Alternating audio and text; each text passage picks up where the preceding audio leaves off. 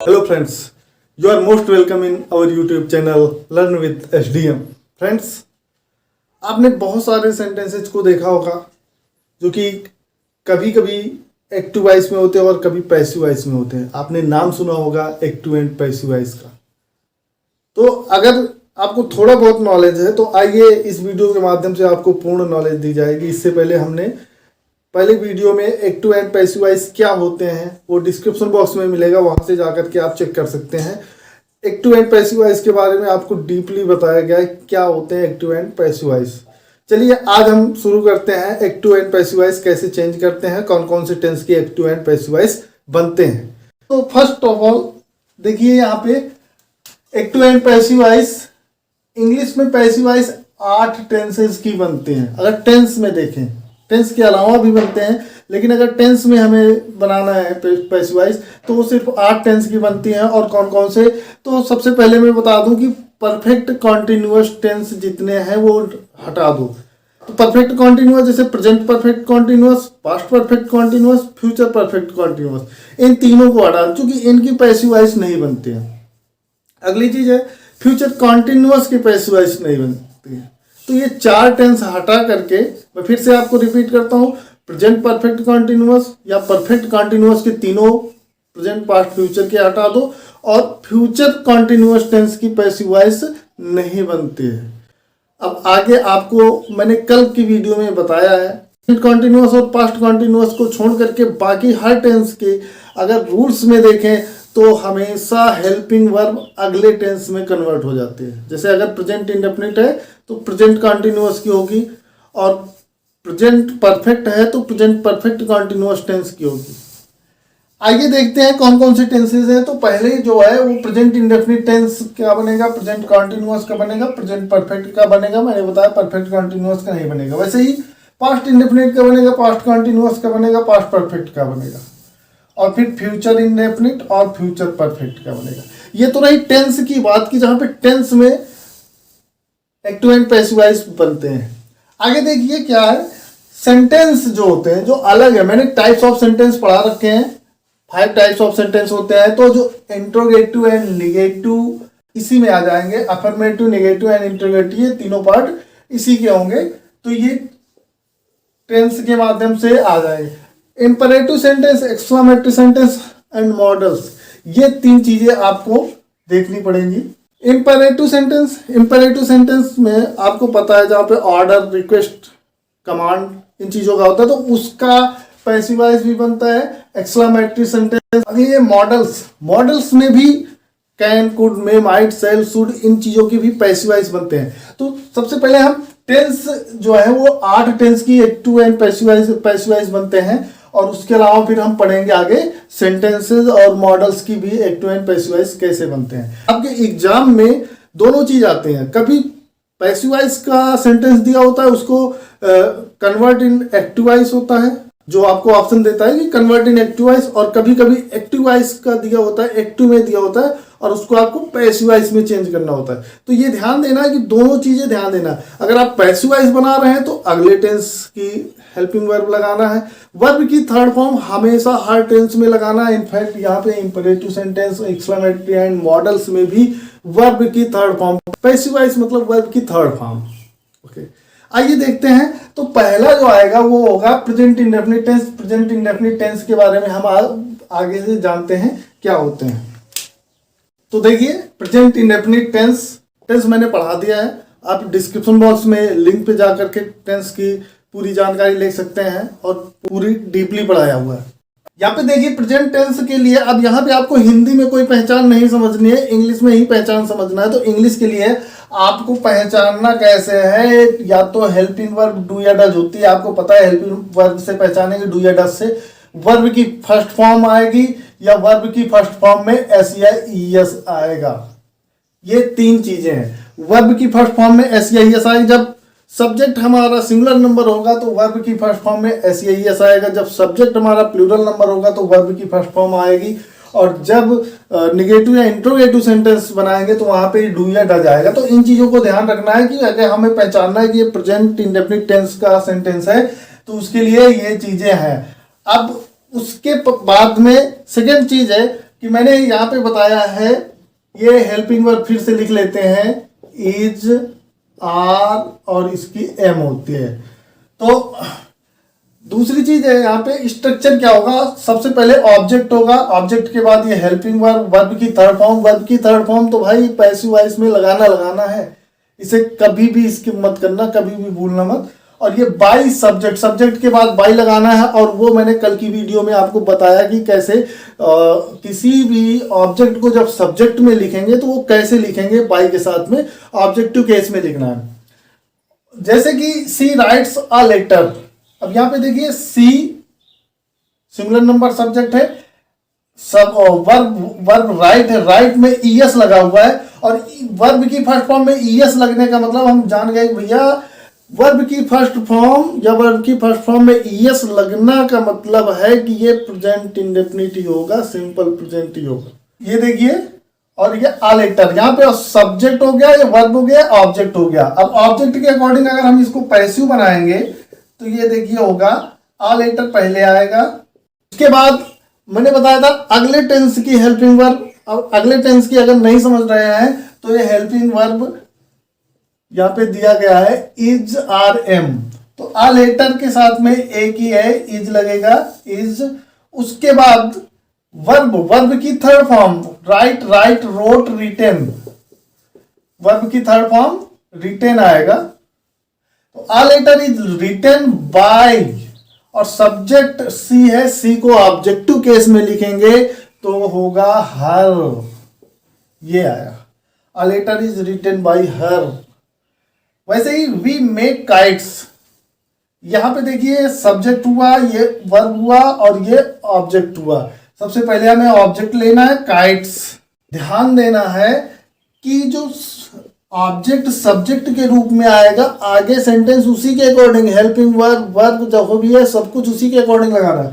जैसे वी यहाँ पे और मेक काइट्स से, अब ये काइट्स आया, काइट्स भी जो है वो प्लूरल नंबर है, बहुत सारे काइट्स हैं, तो यहाँ पे इसके साथ में आर का प्रयोग करेंगे। जबकि यहाँ पे अगर यहाँ पे ये भी लिख देते मैं, ही मेक काइट्स, तब भी यहाँ पे आर का प्रयोग होगा, क्योंकि अब हमें ही के अकॉर्डिंग नहीं, हमें काइट्स के अकॉर्डिंग हेल्पिंग वर्ब लगानी है। तो यहाँ पे देखिए ये होगा we make kites, kites are, और उसके बाद मेक का थर्ड फॉर्म, हमेशा थर्ड फॉर्म लगाएंगे, मेड, और बाय, वी का ऑब्जेक्टिव केस अस होगा। आगे they played in the field, they played in the field, subject, verb, object, और ऑब्जेक्ट क्या है, इन द फील्ड। उसके बाद हेल्पिंग वर्ब इज, इज क्यों आया, क्योंकि इन द फील्ड सिंगल फील्ड की बात कर रहा है। उसके बाद प्ले में ईडी लगाएंगे, प्लेड इसकी थर्ड फॉर्म हो गई, और बाय दे का ऑब्जेक्टिव केस देम होगा। The field is played by them, आपने देखा कितना आसान है। They played cricket in the field, cricket is played in the field bye them. आसान है ना, हाँ भाई आसान है। और आप ऐसे ही पढ़ते रहिए, बिल्कुल आपको सब कुछ इंग्लिश में आसान ही आसान नजर आएगा।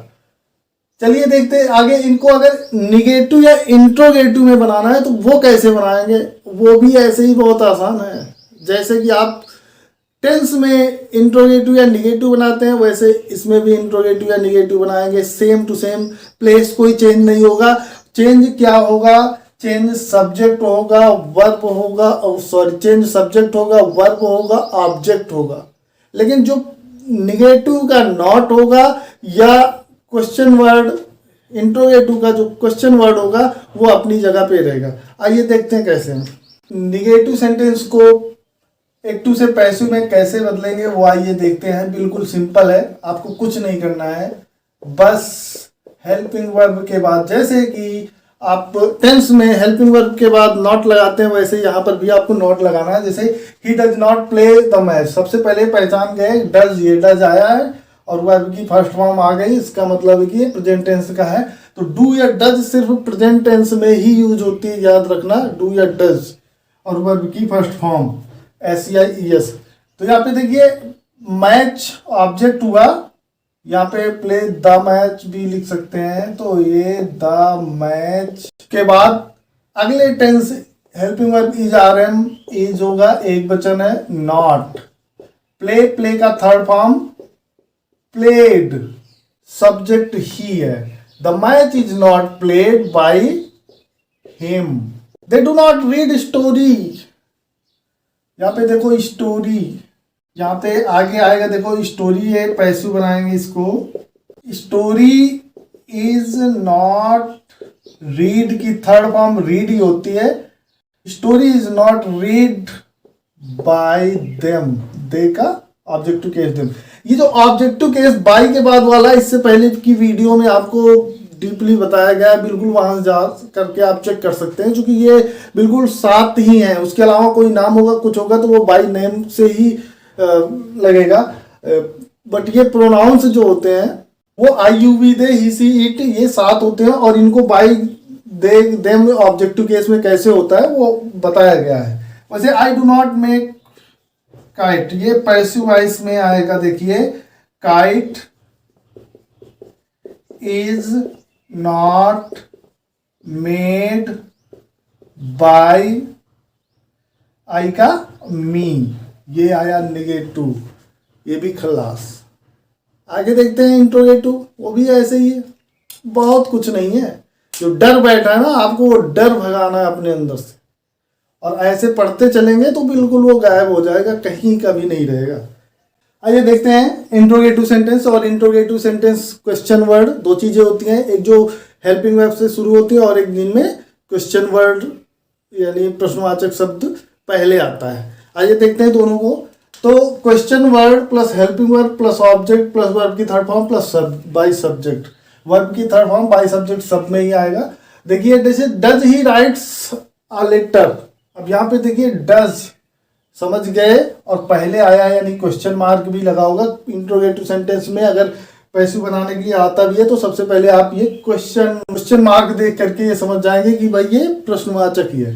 Okay, does he writes a letter, अब यहाँ पे देखिए डज आया है, इसकी जगह पर के आ लेटर है, तो इसके अकॉर्डिंग हमें हेल्पिंग वर्ब इज होगा। Is a letter form written by him, is a letter written by him. वैसे do they swim in the river, आगे देखिए डू है, इन द रिवर ऑब्जेक्ट हुआ, तो इन द रिवर के अकॉर्डिंग हम यहाँ पे लगाएंगे इज, उसके बाद इन द रिवर, आगे ऑब्जेक्ट हो गया इन द रिवर, फिर वर्ब की थर्ड फॉर्म स्विम्ड बाय देम। और नेक्स्ट जो है वो very very most important, very very most important क्यों है? क्योंकि ऐसे ही सेंटेंसेस हमेशा एग्जाम में पूछे जाते हैं। यहाँ पे देखिए हु टीचेज यू इंग्लिश, यहाँ पे एक चीज है कि यहाँ पे देखो क्वेश्चन वर्ड भी लगा हुआ है, उसके बाद हेल्पिंग वर्ब ना दे करके जो ये डू या डज की प्रक्रिया है वो इसे डायरेक्ट जो है वर्ब में जोड़ दिया, यानी ये एक प्रोनाउन भी होता है हु। तो हु जो प्रोनाउन है वो सिंगुलर नंबर सब्जेक्ट इस हु को मान करके और यहाँ पे ईएस जोड़ दिया, यानी प्रोनाउन जैसे ही सी इट ये भी एक प्रोनाउंस होते हैं, आई यू वी दे, तो हु भी एक प्रोनाउन होता है, तो प्रश्नवाचक प्रोनाउन। तो इस who co subject singular number subject मान करके और वर्ब में ईएस जोड़ दिया गया है। बट ये है कि ये है तो प्रश्नवाचक ही ना, क्वेश्चन ही पूछ रहा है, तो इसलिए इसको जब हम पैसिवाइज बनाएंगे तो इसके लिए हम ये लगाएंगे बाई, और ये होम पहले आता है, बाई होम के बाद ऑब्जेक्ट को सब्जेक्ट की जगह पे ले आएंगे तो यहाँ पे यू आएगा। अब यू के लिए यहाँ पे आर लगेगा, by whom are you, teach का थर्ड फॉर्म टॉट, और ये इंग्लिश। इसको एक दूसरी तरीके से भी बना सकते हैं, हु पहले रखेंगे उसके बाद हेल्पिंग वर्ब आर लगाएंगे, आर के बाद यू आएगा, फिर आगे टॉट इंग्लिश, और यहाँ पे बाई सबसे बाद में लगाएंगे। Who are you taught English by, दोनों का मतलब सेम है। यहाँ पे ये तुम्हें इंग्लिश कौन पढ़ाता है, किसके द्वारा तुम्हें इंग्लिश पढ़ाया जाता है, या किसके द्वारा तुम्हें इंग्लिश पढ़ाया जाता है, दोनों इनका मतलब सेम होता है। तो ये दो तरीके से ठीक है फ्रेंड्स, आपको कोई प्रॉब्लम हो तो आप कमेंट सेक्शन में अपनी प्रॉब्लम्स बताइए इसके बारे में, और अगर वीडियो अच्छी लगी हो तो लाइक शेयर और सब्सक्राइब करिए, और थैंक यू सो मच।